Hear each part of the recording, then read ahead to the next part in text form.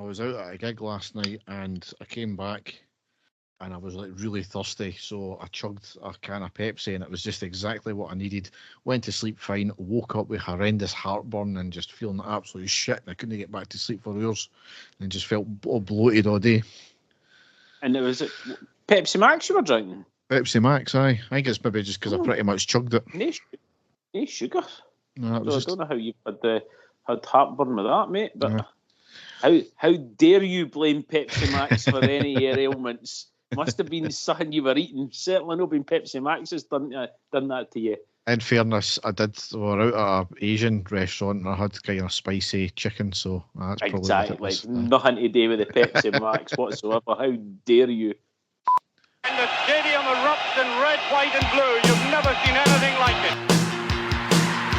Let's go.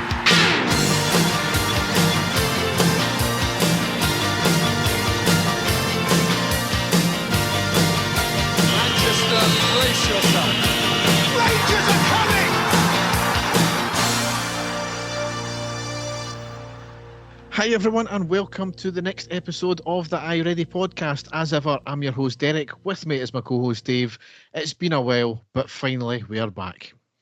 We are back, Derek. I am now in my fifth decade, 50 years old.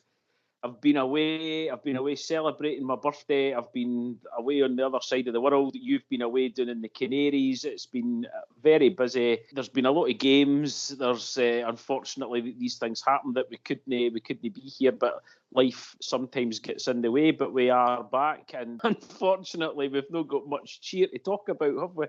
No, certainly Rangers have made me feel as if I've been in my fifth decade as well, but that's par for the course for being a Rangers fan, isn't it? So we have got 5 games to cover. We don't have much notes for them because we never really seen a lot of them, to be honest, but we will do our best. We've seen the last game, which was the second leg of the Bilbao game. It's going to be a shit show, but when's it not a shit show, Dave? Certainly, especially this season. There's been more lows than there has been highs. There has been highs, but just not enough of them, unfortunately. Yes, so without further ado, we'll go down the tunnel and onto the park.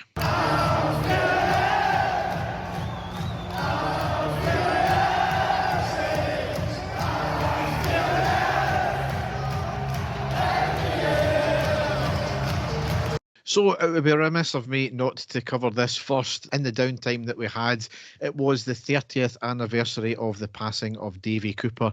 I still remember it like it was yesterday. People in Stirling writing Cooper in freshly cut tulips on the hill near my house.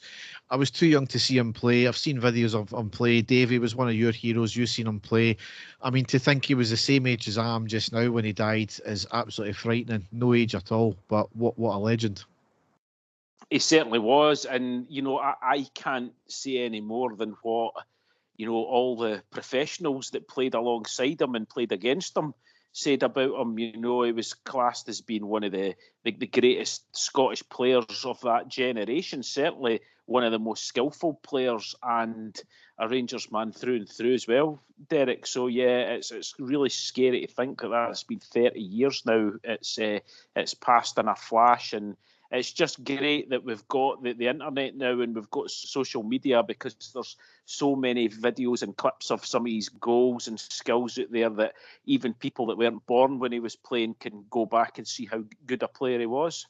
Yeah, you mentioned social media there. Rangers put out a really, really good video tribute to him. I think it was about an hour-long documentary, just getting some of the talking heads on some of the more prominent podcasts than us to talk about him as well. There was obviously a small memorial with some of the head ones from his ex-teams that he played for. Obviously, ourselves was there. I think it was Mark Haitley was there. I think Clyde Bank and Motherwell obviously as well. So really good fitting tribute there. Definitely.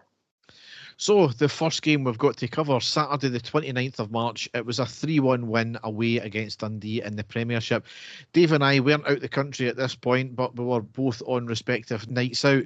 Never watched the game back, but I've seen the goals. Dave, it was an absolute clusterfuck as usual. Yep. We can't just seem to go out and get a straightforward win, Derek. I don't know when the last time that was that we got just a straightforward win at all, but you can get into it. But from what I can remember, it was lows, highs, just like the season has been so far.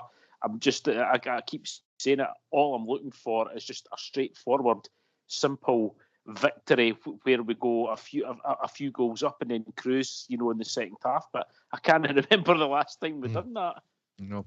So we went a goal down on the second minute. It was sloppy play, led to a corner against us. The corner in from the right, into the middle. Tavernier was on the attacker, but not tight enough, and allows him to get the volley into the left side of goal. Poor defending as per usual there.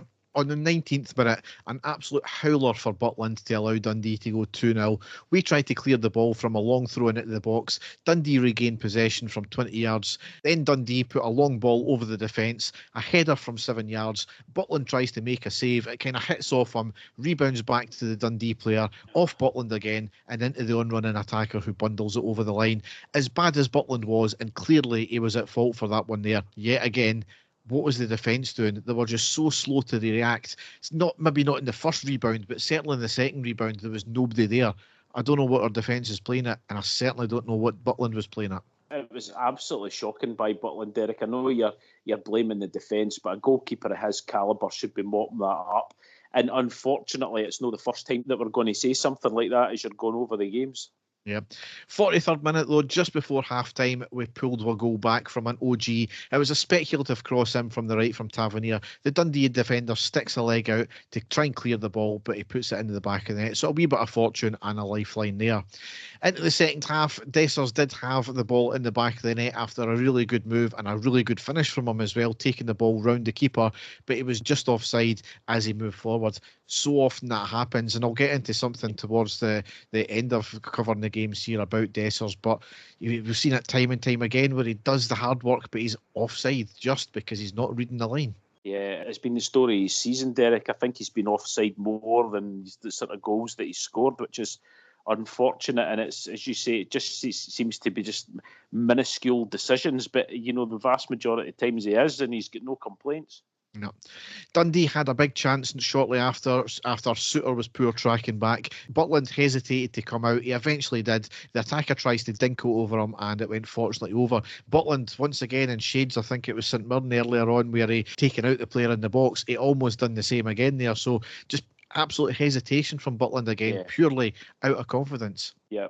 62nd minute, Dundee make it 3-1, however. They get the break of the ball in our half as our midfield was completely missing. They drive the ball forward 15 yards. They get into the box on the right and shoots to the left past Butland. Just a simple goal once again. However, on the 75th minute, Tavernier pulls us a goal back. Lawrence, who had not long came on the park, had a nice layoff to Tavernier at the edge of the box, who takes a touch, sets it up for himself, and a great shot into the net. A fantastic goal from Tavernier. And Lawrence drew level on the 81st minute. It was a lovely outside of the foot pass by Raskin to Lawrence, 25 yards from goal. A nice touch and a lovely strike into the net.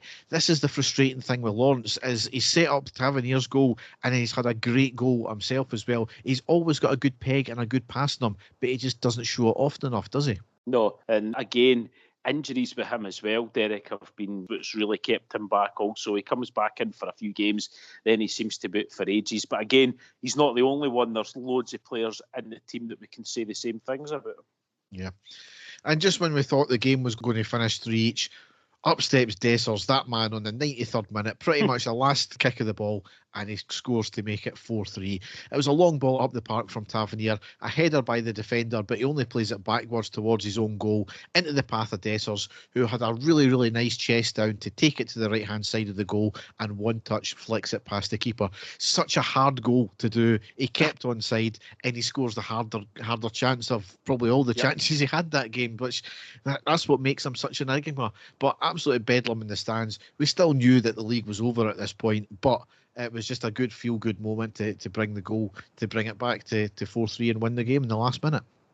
Yeah, again, everybody keeps using the word character.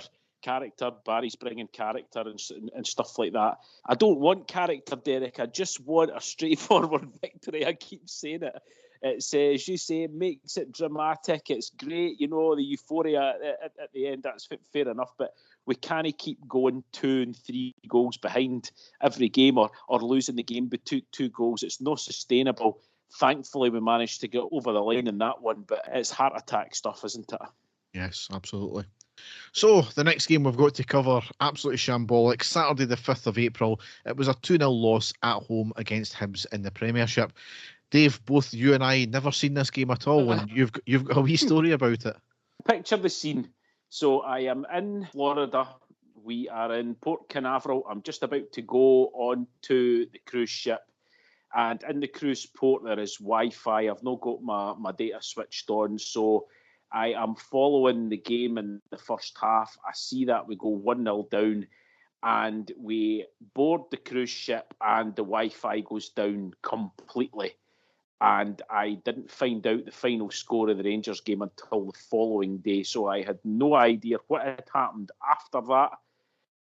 I've not watched any of the highlights back at all because I know I've read social media. I went through the Rangers Twitter page. I went over the match report, all of that. So I've not actually watched the game, and I don't think you've seen much of it either. But as you say, it has been a shambles, and I don't get the part that everybody's going on about Hibs being the form team and stuff like that. It's just another poor performance. Yeah, I mean, I'm kind of similar with this one. I've not seen the game back apart from the goals, and I was in the air at the time of the game, and you do what you normally do as soon as you land. You turn on your phone and you look at the football scores, and I seen 2-0.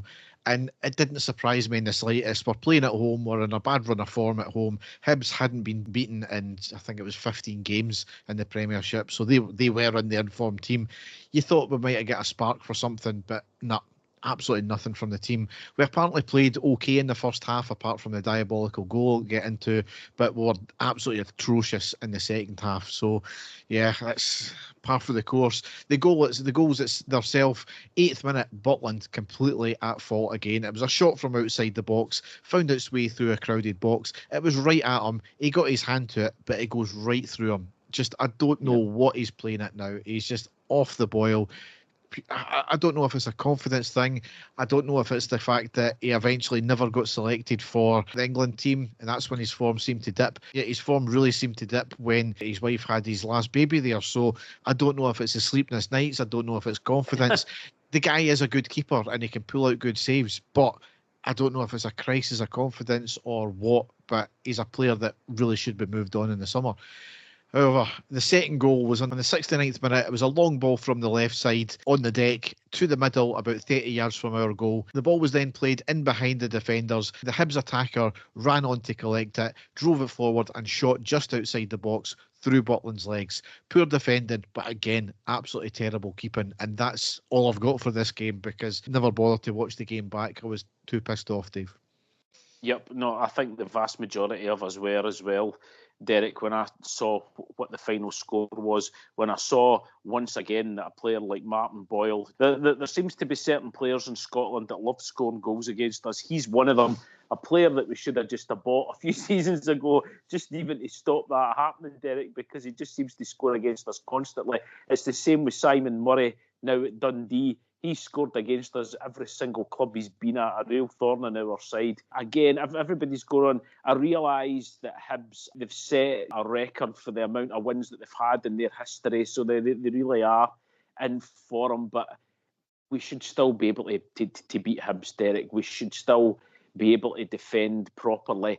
And it is just these really, really bad mistakes that are letting us down. And again, when was the last time that we played, apart from the European game, the first leg, that we've no conceded at least 1 or 2 goals against us to start off, to give us a mountain to climb? It happens every single game.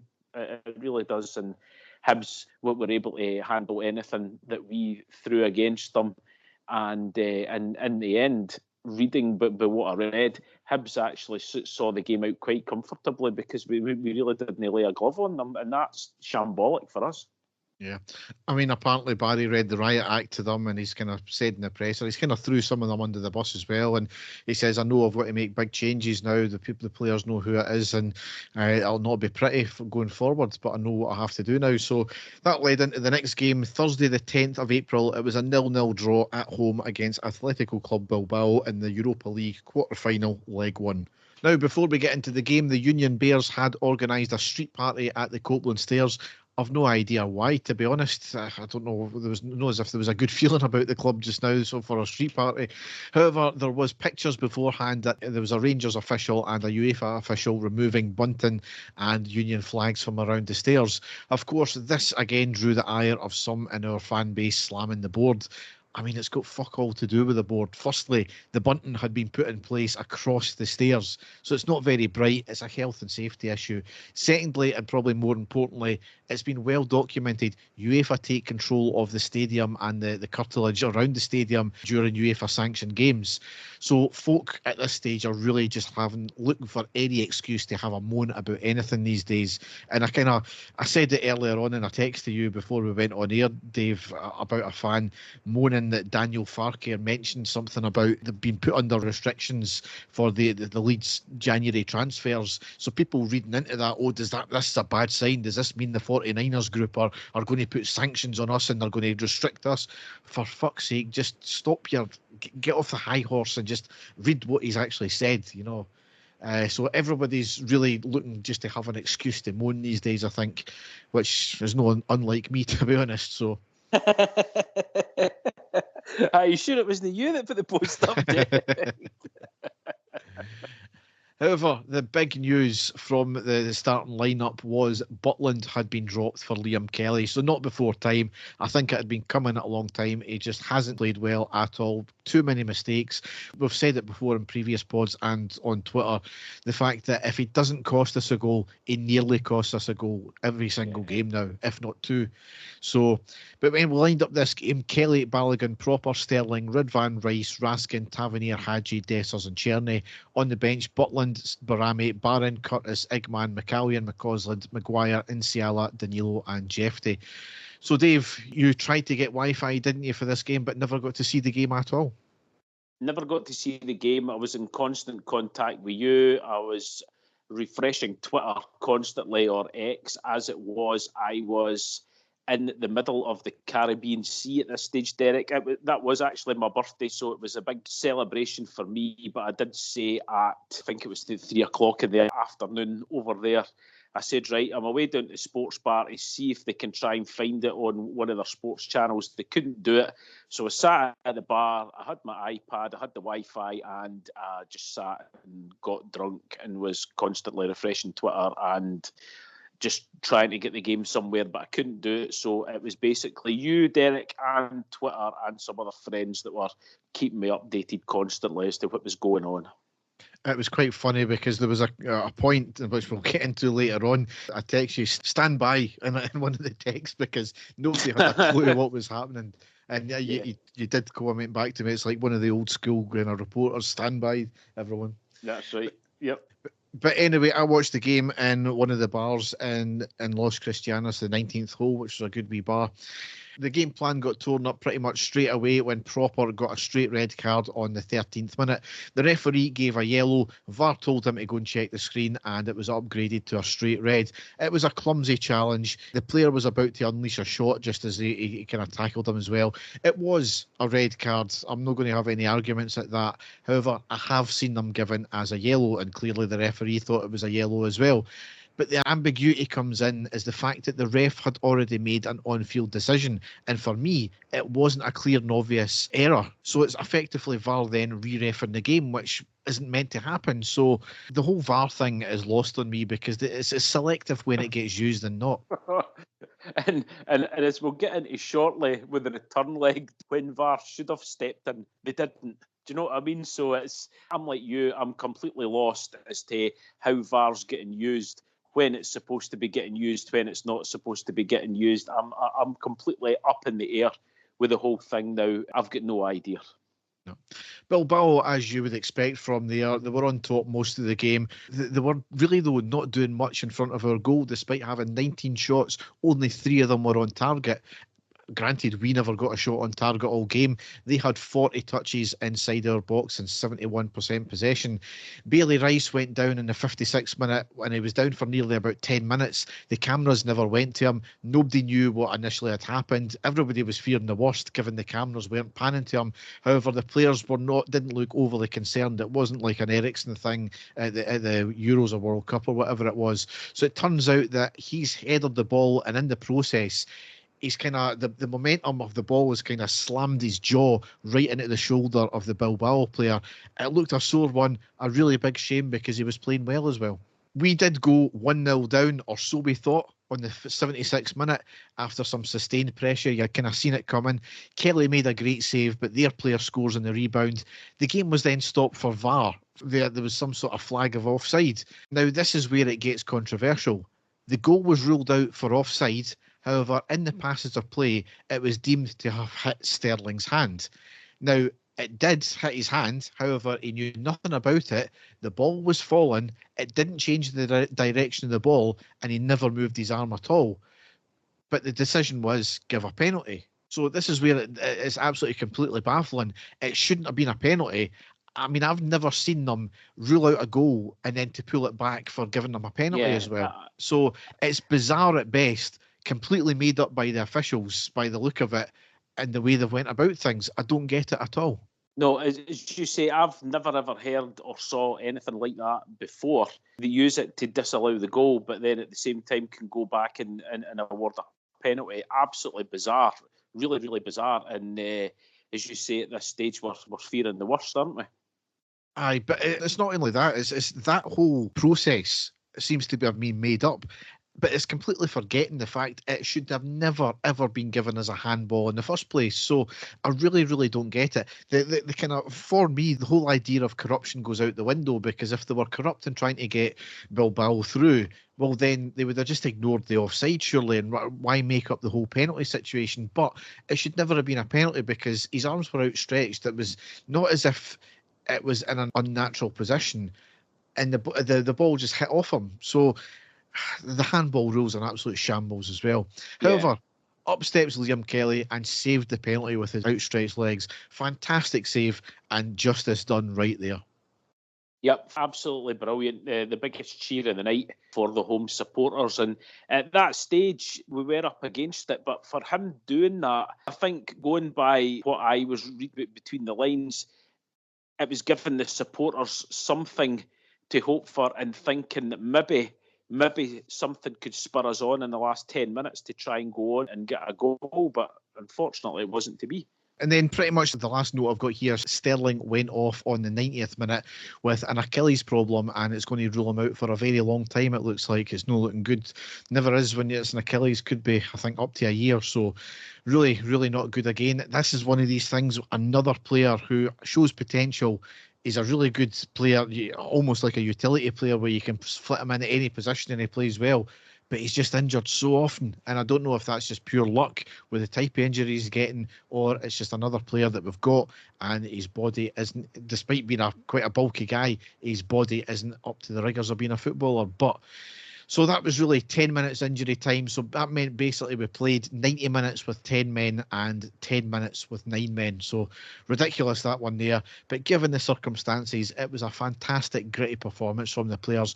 All we wanted was to still be in the tie. Even if we had lost, we just wanted to keep it to a 1-goal deficit. However, to come away with a draw, given the circumstances, fantastic. Of note, Butland ran straight to Kelly at the final whistle to congratulate him for saving the penalty. So a good piece of sportsmanship that there for Butland. Goalkeepers, they know their position. The fact that they're fighting for the one position. So yeah, it was good to see that from Butland there. Definitely. And as you say, the circumstances coming to the end of the game for us to get a draw, considering playing the vast majority of the game with 10 men against a top side and managing not conceding any goals is fantastic, and a real sense of achievement for the supporters and the players after the game. But we knew it was only half time in the tie and it was going to be a real tough game going into the second game. But as you said, Derek, all we were looking for in that game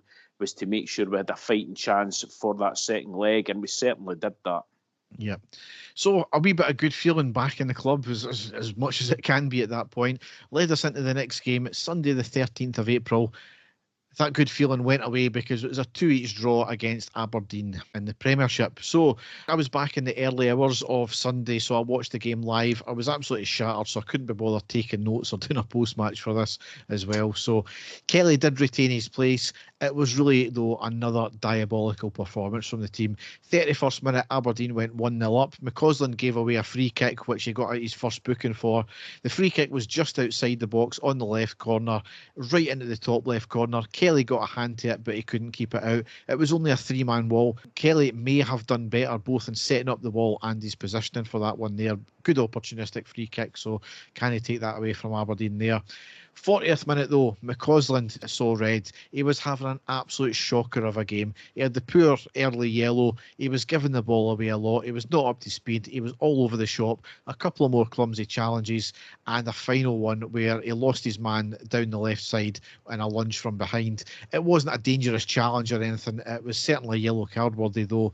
He's 21. He's had a lot more game time than he normally would have at this point. He really should know better.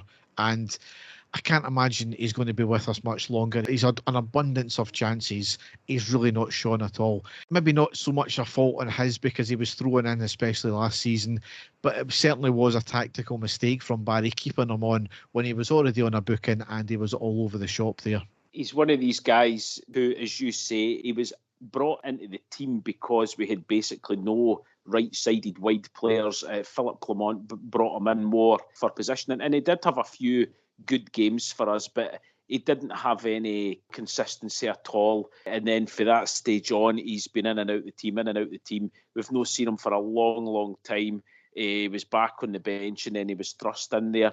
It is of note, Derek, that Barry Ferguson did change a lot of the team for this game because he knew how important the Europa League game was, and I think the fans were quite happy that he'd done that because, you know, the game was of little significance to us. So the likes of McCausland and that playing, but as you say, I think it was an oversight on Barry Ferguson there not to substitute him at that stage because he had got that early yellow card. He was looking very clumsy at that stage, and you just knew that something was going to happen. So, like you, he maybe should have been hooked before he got sent off. And on the 44th minute, Aberdeen made it 2-0. We lost the ball so many times in our own half. We won it back and then we lost it again. Aberdeen worked the ball to the right side. Finlay Curtis was beaten down the right side. Aberdeen get to the touchline, a simple cutback on the deck and a shot into the net. Dave, we've seen it so many times before. Such a simple goal to lose. Yep, totally. Again, defensively poor, giving the ball away, not being able to track back, making it really, really easy for the opposition to score. Just far too easy for them. And as you say, 2-0 down at half time. Yep. Eggman did have the ball in the back of the net just before the end of the first half. However, it was ruled out because it was deemed to have crossed the touchline prior to being crossed in and then prior to being scored. That's despite TV pictures being inconclusive. Yet here's the thing. It was an on-field decision not to give it.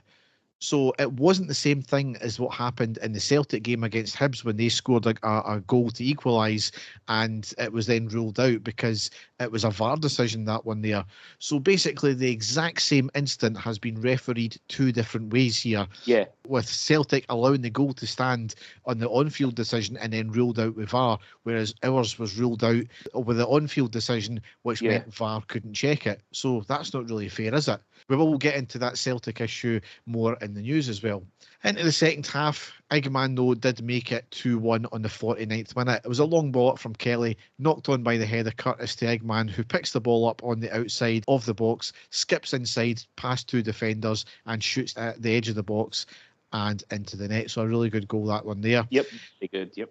And then on the 96th minute, right at the death, the last kick of the ball, Hadji makes it 2 each. Hadji dinks the ball up to Dessers, who gets it forward, who hits a shot, crashes off the inside of the post, goes to the far side on the left to Eggman, who passes it to Hadji, who has a great shot and into the back of the net. Absolutely bedlam in the stands and on the touchline from Barry Ferguson and his coaching staff there. Great goal. He celebrated it, but it was hollow at the same time because it was only a draw. And we had to go 2-0 down before we got it as well. Why are we being like this? 2-0 down, a man down, Aberdeen getting at the big yee-haw, bring it back to 2-1, then we score with virtually the last kick of the ball. So for me, it's a get it right up here, Aberdeen at Pittodrie. As you say, it's disappointing, Derek, that it happens again. I'm not reading too much into that game because of the team selection, because of the circumstances of the man getting sent off. We should have been up against it more, let's be honest, especially when we're playing Aberdeen, because you know how much extra effort that they put into their games against us, so especially at Pittodrie. So that's one of the few games that I'm actually saying is a bright spark for us, given the circumstances. But as you say, still disappointing to go 2-0 down and then we start playing. But I'll take that second half performance and fight back, especially against them up at Pittodrie, considering how difficult it's been for us there over the past few seasons. After the game, Graham Shinney was trying to have a go at Barry Ferguson. He's such an unlikable wee prick every time we play him. He really is. No idea why. Maybe he's upset that his brother never made it at us. I don't know.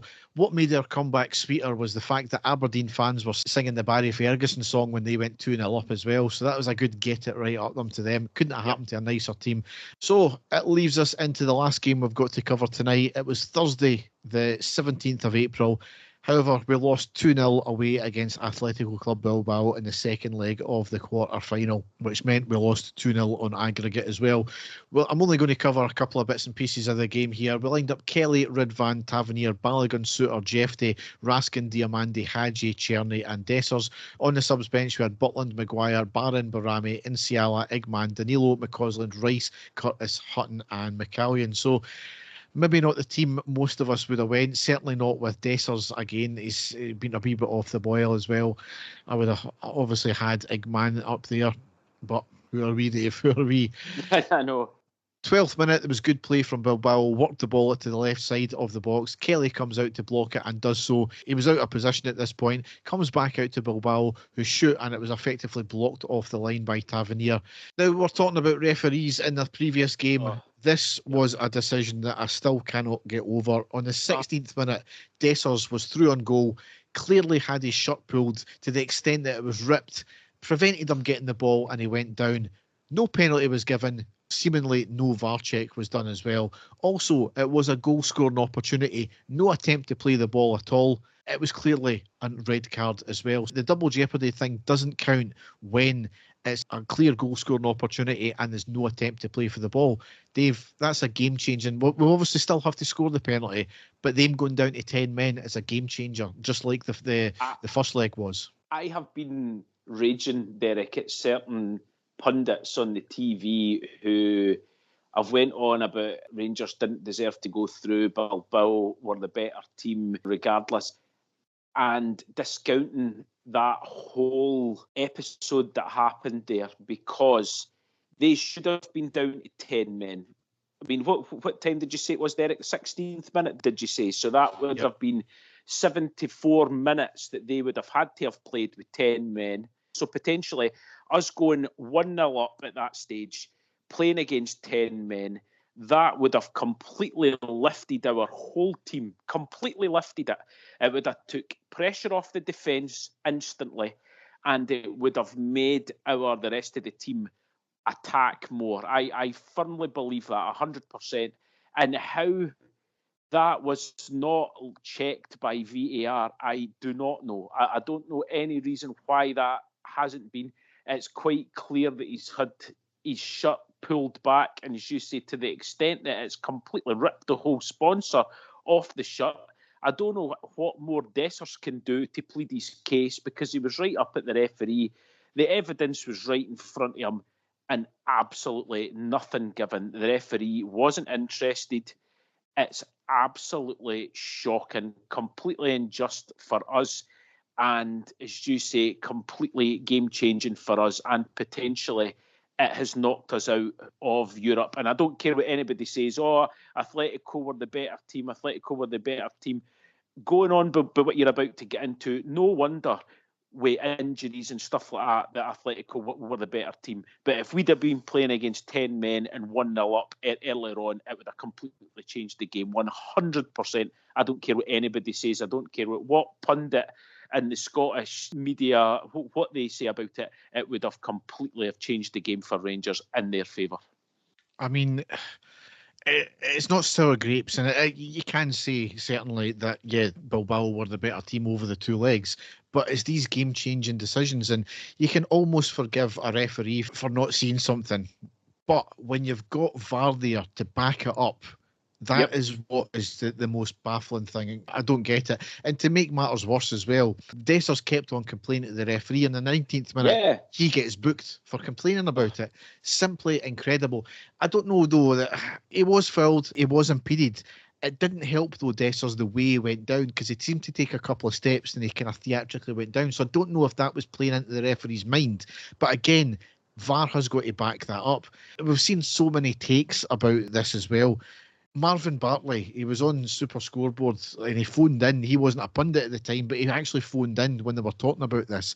And the guy normally talks sense, but he was talking utter horseshit here. He says, well, Castore shirts, all the other clubs are getting rid of them because they know when the players sweat, the strips get really kind of flimsy like that. I mean, what the fuck was that? I mean, so even if that is the case, you would see shirts getting ripped time and time again, 3 or 4, 5, 6 shirts every single game. So it wasn't a case of that. It was clearly ripped. It was getting held. There is no doubt about it. It's a game-changing decision that wasn't followed through by the referees. However, getting back into the game on the 23rd minute, our injury issues still never abated because Ridvan had to come off injured and Barron came on. What do we need to do with injuries just now? I have no idea. Really, really strange decision because Nsiala was due to come on and for some reason Barry changed his mind at the last minute and brought Barron on. Diomande then moved into the left wing back position and not Jefte, so both players out of position. Arguably, that tactics cost us that first half there. Really, really bizarre decision from Barry. It was, and it's these decisions where usually in the big games he's managed to get it spot on. I think everybody noticed like almost instantly, or especially within the next sort of 5-10 minutes after that it wasn't working, and that Diomande had actually been possibly our best player in midfield at that stage. So to move him out his natural position to play on the left-hand side was completely baffling to everybody, not just me. I mean, it killed the midfield. It really did, because all we were doing from there is from about a third of the way up the park, we were hoofing long balls up to Dessers, who was so lazy and he just couldn't trap a ball at all. So we were missing out the midfield. You were needing somebody up front who could, if you want to do that, fine, but you were needing somebody who could actually hold the ball up. Dessers can't do that. Egeman could, but Dessers can't. So we were the second best team for really the rest of the half from there, without Bilbao doing actually much in front of goal again. That was the weird thing. 39th minute, we were filled in our box. Play was allowed to play on. The player passes and the attacker eventually puts it wide. I was going apoplectic at the screen at this point because a foul's clearly there, and it's a stupid rule where the referee allows the game to play on to see if it goes into the back of the net, and then they would bring the goal back for a VAR check to see if there was a foul. It just makes no sense at all. And plus as well, it's the old adage of, right, if you allow play to go on when it should have been a foul, what happens if someone gets injured in that passage of play then? It's a diabolical way they do things now. 46th minute though, Bilbao crossed from the right, knocked down at the back post to the middle where a free man was. They tried to control it and hit it, but Kelly done well to meet him and put him off. However, the three words you hate to hear, a minute later, penalty to Bilbao. Suter clips the attacker who was coming across him into the box as well. It was clumsy from Suter. I've seen them not given as well because of the way the player came across, but for me it was a penalty. The issue there with me is the referee had no hesitation to give it there. There was no ambiguity about it. It was a straight penalty. Unfortunately, Kelly couldn't keep his heroics from the first penalty save up, and Bilbao made it 1-0. On the balance of things, Bilbao were the better team, but they never done much in front of goal, and I don't think they deserved it at that point there. However, into half-time, we made a change. Hadji off and Nsiala came on. A bit unfair on Hadji, because if Barry had made the first decision to bring Nsiala on, that sub wouldn't have happened and Hadji would have stayed on. And a creative outlet there. Our injury worries still never abated, because a minute after that, in the 46th minute, Balogun had to come off injured with a head knock. Apparently apparently had a fractured cheek, and he knew straight away because he's done it 3 times previously. It taken 3 minutes to get a sub on, and Igman came on from on the 49th minute. 58th minute, it was a free kick from Czerny, blocked by the wall. It went back to us, floated back into the back post. It was headed back down. Dessers with an overhead kick, but he missed it. It hit off the ground, off the hand of the defender, back to Raskin in the box, who shoots, and it was a save by the keeper off his chest. I don't know if he knew anything about it. Hit off the post and then cleared for the corner. There was a VAR check for a handball. It wasn't given. Now, I said in the post-match it was a correct decision, and I'll still stand by that, because if you're looking at the traditional handball rule, there is no way that would be given for a handball. However, the problem you've got here is the way they do the modern handball, where it's almost seen as if anything hits the hand, it should be a penalty. Now, based on that, and based on the way they gave the penalty against Sterling the week previously, that should have been 100% a penalty. That was the decision that also really riled Barry Ferguson after it when he was asked about it. And to be fair to him, he didn't use these decisions as the reason that we got beat, but he certainly was baffled because he used that exact example that you did with regards to Raheem Sterling the week before. And then, sorry. I wish we had Raheem Sterling in the team. Sorry. With Dujon Sterling the week before, he used exactly the same example as you did there. Surely if it's given against us for that, it 100% should be a penalty to Rangers in that circumstance as well. So, I completely agree with him. It's double standards constantly for us now, especially in these games. And it is huge decisions like that. I keep saying it. It's huge decisions like that are game-changing decisions, and we don't seem to be getting any of these big decisions at all. And that's the frustrating thing. Yeah.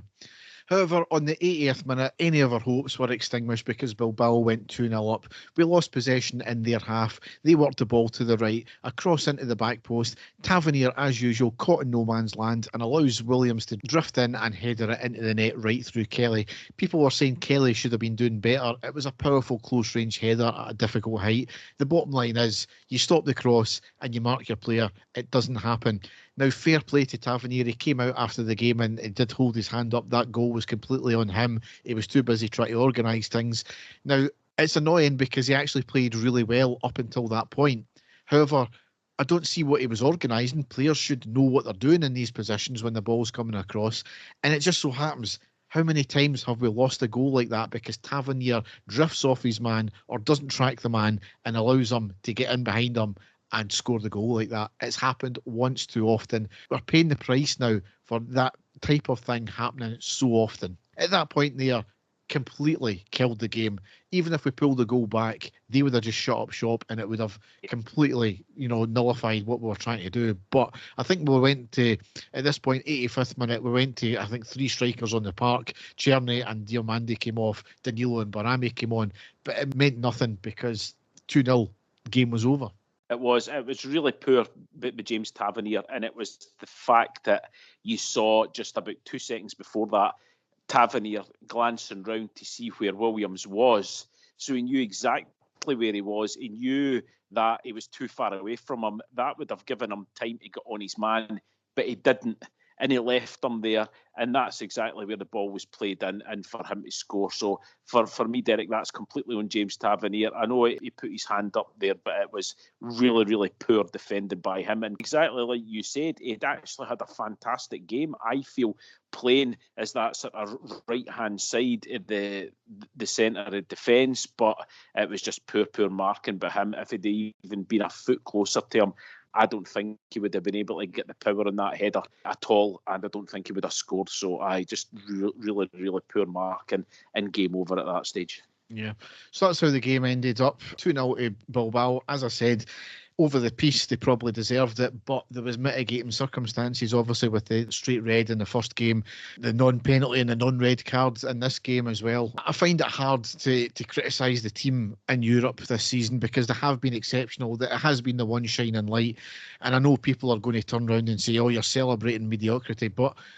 it's Europe at the end of the day. With the way the squad's been playing, we've changed manager, we've got to a European quarter-final. I want to see my team do well in Europe, and that now is where I want to see us getting into the quarters, into the semis, trying to get into the finals again. I think we've more than shown that we're more than capable of doing that throughout the course. So I've got to be happy with the team in Europe this year. You've got to be. It was. It's frustrating how that final tie ended up. I'm still absolutely raging about the decision, Derek. As I say, I can't keep repeating myself constantly, but that is a game-defining decision that we didn't get, and I feel really hard done to. I realise that the team didn't get a lot of shots on goal, but what happened in the first leg, and then again what happened over there, you can't really do much more than that. And as you say, it's the one thing that's really kept us going this season has been the performances in Europe, because the vast majority of the performances have been excellent. Even the game at Old Trafford when we got beat 2-1 with the last kick of the ball, that should have been a draw. We all know that. We played really well in that game as well. So it's another disappointing end to the season for us all, because ultimately it means that we're not going to win anything. But as you say, we've got to be proud of the achievements that they've had in Europe this season, considering the group that we were in. I mean, that was a Champions League calibre group. And if you look at the final 4 teams that are still remaining, Manchester United, Tottenham Hotspur, and the team that knocked us out. So, top teams that are left in there. Yep. So you mentioned the rest of the season. We've got nothing to play for, really. The fixtures finally came up. We're playing Saturday the 26th of April away against St Mirren. That's a 1500 kickoff. Sunday the 4th of May at home against Celtic. That's a midday kickoff. Sunday the 11th of May at home against Aberdeen. That's a midday kickoff again. Wednesday the 14th of May at home against Dundee United. That's a 1945 kickoff. And the last game of the season, Saturday the 17th of May away against Hibs. That's a 12:30 kickoff. Hibs have apparently halved our allocation as they fight for third spot, so certainly their prerogative. I hope they sell them. A bit daft when there's a half-empty stadium. Obviously there was the whole thing about when Celtic could win the title. They could obviously win it the next game if both of us win. However, wouldn't put it past them deliberately losing like they've done previously to try and win it at Ibrox, but we will see what happens. I wouldn't put it past us not winning against St Mirren, to be honest. So it's exactly. Academic there. I know. So we'll now go into the news.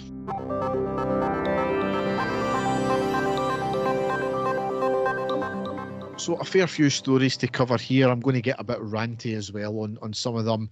Now, the first thing I've got to cover, and I know we're going back a wee bit of time here, it's just the nature of us not having a podcast out.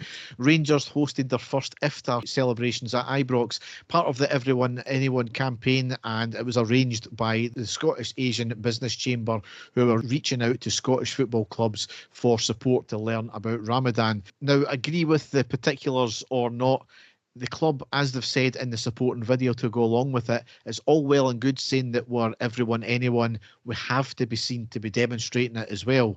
Now, it doesn't help when a lot of fans were completely ignoring the video and spouting utter lies what the event was about and what went on as well. Now, as I said, it wasn't arranged by Rangers. It was actually arranged by the Scottish Asian Business Chamber. So they've came to Scottish football clubs and we've said yes.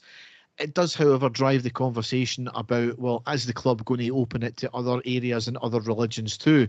That from this, there was a story that there was an Orange Order event held within the stadium recently. Those in attendance were told not to take pictures in the trophy room with their regalia on as well, because it wouldn't be a good look. Now, I'm not sure if that's true or not. I don't agree with the precedent that sets. However, I can understand it given the optics that the Orange Order have. However, that's kind of where the Orange Order have differed with their things here. They maybe need to be better to being a wee bit more open and publicly show things how they do things, rather than just allow the bile that's said about them get publicised. It festers and it allows to become truth. This is where this iftar thing's differed, because the Asian community have organised it and they've been open and allowed people to learn about it. So there's a bit of to-ing and fro-ing, there's a bit of coming and going here. There needs to be a bit of understanding on both parts here. The club have kind of opened themselves up to these allegations as well. Well, maybe allegations are a wee bit strong, but they've opened them up to these perceptions. The club, along with others, maybe need to do better about trying to change the narrative there, don't you think? I think so. I think if this is going to be something, and again, Derek, I don't want to go down the whole Orange Order thing because I don't know exactly. As you say, there's not a lot of things being confirmed and there's been nothing said by the club and things like that. So we're only going on hearsay with a lot of the things. But I agree 100% that if this is going to be, and I'm not just talking about Rangers, if we're getting organisations coming and they're going to publicise the fact that there is any link with the club, it has to be completely transparent so that everybody knows exactly what's been going on. Because as you say, we've talked about social media a lot, that there is a lot of things that get posted on social media that could be complete lies, but a few people will retweet it and then all of a sudden it's the truth, or everybody thinks it's the truth. So transparency is needed all round, 100%. Yep. Next thing here, the club released a statement. It was a hard-hitting statement around being charged by UEFA for racist or discriminatory banner that was held at the home game of the Fenerbahce game. Being charged with missiles and blocking passageways as well. All of these instances of the banner and the missiles and the blockage of passages have been from the same section of fans as well. The banner in question was the one that says, "Keep woke foreign ideologies out, defend Europe." It was a garbled mess of a banner. It made zero sense. Nobody had any idea who it was aimed at, what it was aimed at all. It was probably a likely combination of the fact that Rangers flew a banner relating to the whole gender sexuality thing at a previous home game, and also the Union Bears try to be politically edgy like the Green Brigade. Either way, the banner was needless and it had zero to do with the football. The statement went on to say about the fact that for the avoidance of doubt, if you do not believe in 2025 that absolutely everyone is welcome to follow Rangers, whether at Ibrox or away, then Rangers is not the club for you and you should disassociate yourself with the club immediately. Now, that line drew the ire of some fans, the same fans that we all know who it was aimed at. And basically their stance was, how dare the club tell us what we can and cannot believe? No, you actually read the statement, that's not what they were saying. They were saying that everyone has the right to support the club. If you don't believe that, don't attend and don't follow us. That's what the statement was saying. Derek, I've said, and again, I feel like we're repeating ourselves constantly because we all know the section of supporters that we're going on about. Now, I'm all for the atmosphere that they bring to the stadium. I've said it again, I keep saying it, I'm like a broken record player. But if you're going to be coming in and cheering the team on and singing and all that, great. You're going to be putting banners up. Have it as support of the football club. Leave anything that's not football related out of the stadium completely, because all it does is put a target on our back. It opens up any kind of punishments for UEFA because we're getting watched now. Of course we are, because it's happening time and time again. And I really don't give two shits about what happens on the other side of the city with their supporters and what they do. If this is what it's turning into, some sort of competition to see who can be more controversial, then get that to far as fuck as possible. I don't care. I want everybody in the stadium cheering on the team, and I really don't care about anything else apart from the team. And that's the way that it should be. So leave anything non-Rangers or football related out of the stadium. It's as simple as that, because we are going to get punished and will continue to get punished, and we are under the microscope completely. Yep, totally. Rangers went on to follow that up. Obviously, the season ticket renewals have came out, and they've said that they are going to be monitoring the singing section closely. Given the issues they've had, they have threatened that if the issue doesn't get resolved and the behaviour doesn't improve, then they'll be forced to either to charge that section more for their season tickets to mitigate all the fines that's going to happen, or to shut down that section entirely and disperse the fans for that section all around the stadium. Or they could even go down the route of cancelling the season tickets as per part of terms and conditions. They've said that they've engaged with some of the fans in that section and they'll look to consult with others in due course. For me, Dave, it's all justified and reasonable for the reasons you just outlined there, basically. Of course, the usual loud minority disagree with it online. I don't see what they can complain about, to be honest. Well, I would call their bluff, because all that I have seen is if there's going to be fines, then we'll pay for the fines. Well, if that's the case, put the season ticket prices right up for that section. Because I've seen, I don't know how many of them saying that, oh, well, if we're going to get fined, it's on us and we'll pay the fine. Then let Rangers call their bluff on that. I bet you any amount of money it would suddenly change if that was the case, because you'll get a load of them saying that's the case. But if Rangers come out and double the prices of season tickets for in there, there'll suddenly be a lot of folk who'll not be going to the football. So that's what I would be saying. You're leaving us with no choice. We don't want to lose you as supporters, but because of everything that's been going on, because of the fines, season tickets are going to be going right up for that section, and then we would see what would happen for there. That's exactly what I would do. Whether that's the correct decision or not, I don't know, but that's what I would be saying to them, 100%. Yep. Well, these fans will get the chance to grill Patrick Stewart on the 23rd of this month as the CEO forum will be held. It's the first since he's became CEO. Likely is going to be limited in what he can say about the takeover. I'm expecting it to be lively. I'm pretty sure he'll be asked a lot of questions surrounding religious celebrations, though. So we'll see. Yeah. Just as well, I meant to say, in terms of the season tickets, it looks as if there's been a 5% increase all around there. So kind of what we're expecting. There's been a few stories about Leeds when they've been taken over. Their season tickets jumped up by about 10-15%. So that's maybe one to watch out for next season. Next thing here, talking about fan behaviour as well. A Rangers fan who threw a bottle at a Celtic player last April during the Old Firm game has been given a £320 fine and a year's ban from football from the courts. Really not enough, is it, Dave? I mean, he's 22-year-old. He's pled guilty. Just absolutely moronic behaviour. I hope the club end up giving him a lifetime ban. Again, this is the kind of stuff the club are on about. If you don't toe the line, you're going to get severely punished, and the club will end up punished as well.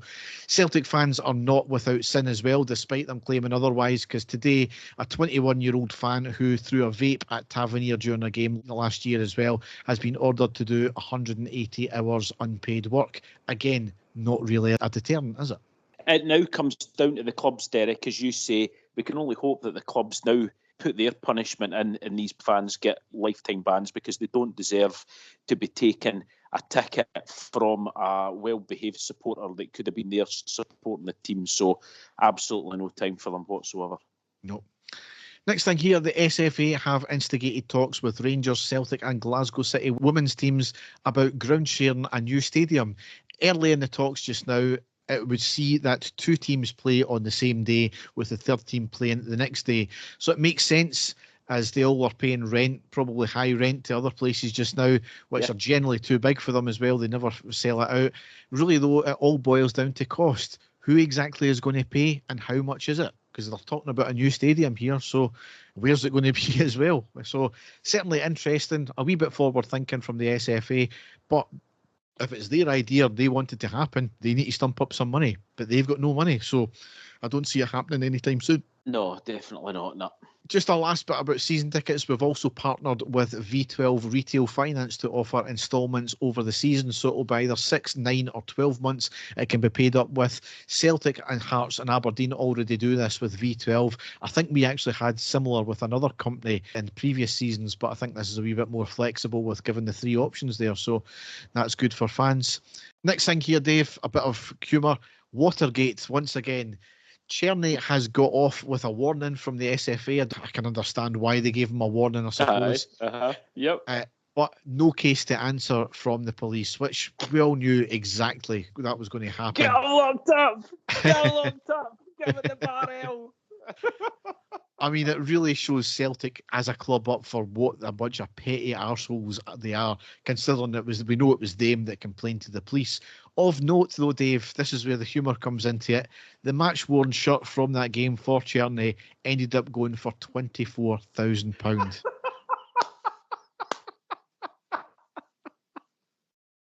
Quite incredible. When it comes to comedy, Derek, that has been the comedic moment of the season, 100%. Every time I see it, Derek, it was childish. We all know it was, but it was also extremely funny for us Rangers fans, especially the way that it happened and the reaction that it got after it was quite incredible as well. So, as you say, I can understand. He got the warning for the SFA. That's exactly what should have happened. He'll know himself that he shouldn't have done it, especially the way that it all happened. But for anybody to think that the police could be involved is utterly moronic, and the correct outcome was there at the end. So There you Yes. Next thing, now we briefly covered this in an earlier part, referee Alan Muir will no longer be on VAR. Apparently by mutual consent, he's been stepped down from that post. However, he's still going to be a ref observer. Really, he's just a shit ref. A number of mistakes, none more so than not giving us a penalty in the League Cup final against Celtic when it was more out than in. But isn't it really funny that the SFA didn't move on this issue until it happened against Celtic, and that was obviously the issue where they scored against Hibs, but it was ruled out by a fraction because it went over the line apparently, but there was no conclusive evidence from TV or anything. Maybe that's just me being a cynical blue nose, but these things are happening once too often for me just to be a cynic, Dave. So definitely. Yep. Next one here, our head of academy football has left the club. Zurab Amarinian, I think that's his name, joined under Clement. He gave a good leaving message, but not the reasons why he's leaving. One of the failings of the academy is recently is that we've hired people and they haven't been here long enough to see things through. And it's a big if just now, given the new owners still to appoint a director of football. Even if the academy stays, we still don't know that yet. It's something that takes years to see the fruits of the labour that there. So whoever's in charge of the academy, if it stays, needs to be there for the long term, because it's a bigger process. So we've not really seen anything other than a couple of players.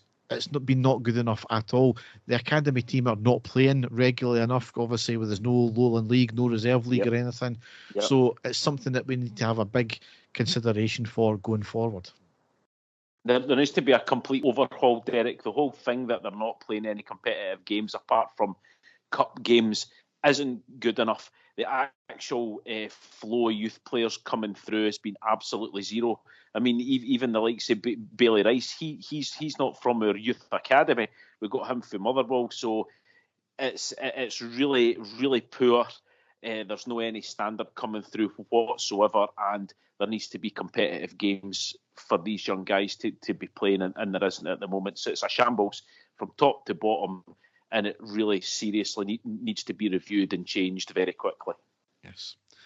So the last news I've got here is the SPFL have agreed on a rule change for next season that for any team who makes the European playoff qualifier stage, they'll be allowed to postpone one Premiership game on match day 3 to allow the team time to prepare. It's really funny that Celtic need to qualify for the Champions League this year after 2 years of auto-qualification on our coattails. Previously to that, they had 3 failed attempts at qualifying. So really funny that, Dave. Now, that story came out the blue, that one there, and it's a rule change, so it's quite a big issue, that one there.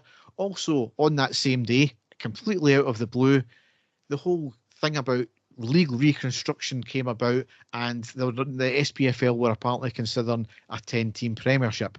Now, that's already been said it's a non-starter, but Dave, you know me, I'm not one for cynicism, am I, Dave? But that same day, these 2 stories came out of the blue. Celtic had admitted liability in their child sexual abuse case. Guess which story was given more airtime and more discussion? Yeah, the 10-team Premiership one. The complete non-story, non-starter was the one that got it. Of course it did, Derek. We're going back to the good old days of Hollycombe here, aren't we? Where there can be absolutely no bad press about that club whatsoever. It's quite incredible. Everybody knows exactly the reason that it came out. It's a complete non-story. It's a fabrication, and it was just there to deflect. 100%. I'm not being cynical. I'm speaking the truth here. 100%. Yep. And the last news I've got here is David Murray is to release an autobiography this summer. Could be quite interesting, of course. Autobiographies are generally written to a perspective of the writer. He has fully maintained that he was duped by Craig White. Now, unless there's some sort of mea culpa in the book, I'm not sure he's going to win over any Rangers fans with that. The problem with David Murray is it was good with him until it wasn't. And the writing was on the wall for a long time, especially under the Advocaat years, needlessly spending money, player after player. It was in the day, obviously, of no transfer windows. So if we needed a striker, we just went out and got one at a stupid cost. You know, Advocaat's got a wee bit to blame for that as well, but it's David Murray with the purse strings, and he made everybody believe everything was fine. Little did we know what was going on. EBTs, I've said before, I don't fully blame him. If he was going by an accountant who said it was all above board, then I don't know on that one. But we'll see what it says anyway. I'm not sure he's going to win over many fans. No, definitely not. So, it's now time for Fessel Corner. I heard my husband hoovering upstairs, went up to find him doing it stark ball and naked because he gets sweaty doing it. In the 15 years we've been together, I've never fancied him more. I read that one earlier on, Derek, and burst out laughing when I was reading that. That is an absolute belter. I began building a nuclear fallout shelter in my garden around 15 years ago. In recent years, it's just become the wanking shed.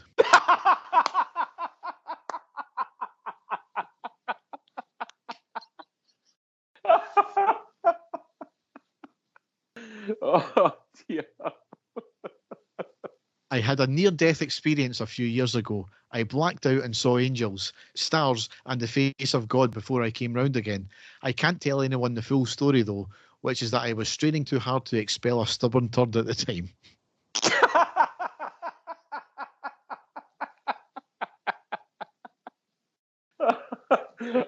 A religious experience, Derek.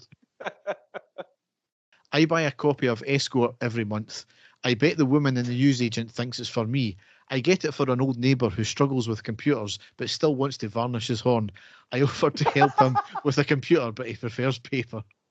Varnish his horn. Oh, dear. My hand was fine when I woke up. I had a wank after breakfast. Hand hurt. Went to A&E and had an x-ray. I fractured a bone in my hand from wanking too hard. There seems to be a common element to this vessel this week, Derek. Gave my Uber driver a blowjob, but still only got a 3-star rating. What the hell? Oh my God.